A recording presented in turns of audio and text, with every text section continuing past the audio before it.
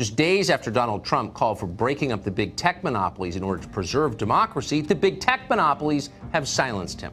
The suspension on Twitter, just the latest blow to a president facing growing calls to step down. Banned from Twitter, Facebook, Instagram, Snapchat to stop him from inciting more violence online. I know that everyone here will soon be marching over to the Capitol building to peacefully and patriotically make your voices heard. The speaker said to us just moments ago, words matter.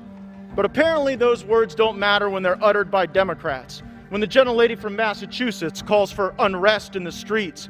When the gentlelady from California brazenly brags that she called for people to get in the faces of those who serve and support the president. You know, there needs to be unrest in the streets for as long as there's unrest in our lives. And unfortunately, there's plenty to go around. And everyone beware, because they're not going to stop. They're not going to stop before Election Day in November, and they're not going to stop after Election Day.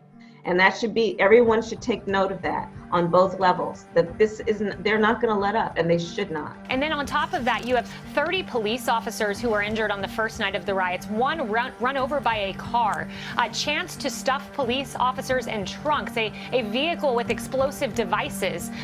Let me be crystal clear why this is happening. It's because Democrats have enabled the mob. I just don't even know why there aren't uprisings all over the country, and maybe there will be. When we see destruction of buildings, when we see violence, either by police or either by protesters themselves, we actually see greater response by elected officials. A so-called anti-fascist website is encouraging, quote, all manner of physical violence against Trump supporters and capitalists. The left seems to get a little bit more of a pass on some of the more violent rhetoric. Like during the government shutdown, you had Democrats saying things like, the Republicans are holding a gun to the head of the American people. You see anybody from that cabinet in a restaurant, in a department store, at a gasoline station, you get out and you create a crowd, and you push back on them, and you tell them they're not welcome anymore, anywhere. If this country doesn't give us what we want, then we will burn down this system and replace it. Slate comes out, quote, nonviolence is an important tool for protests, but so is violence. Slate still has its Twitter account.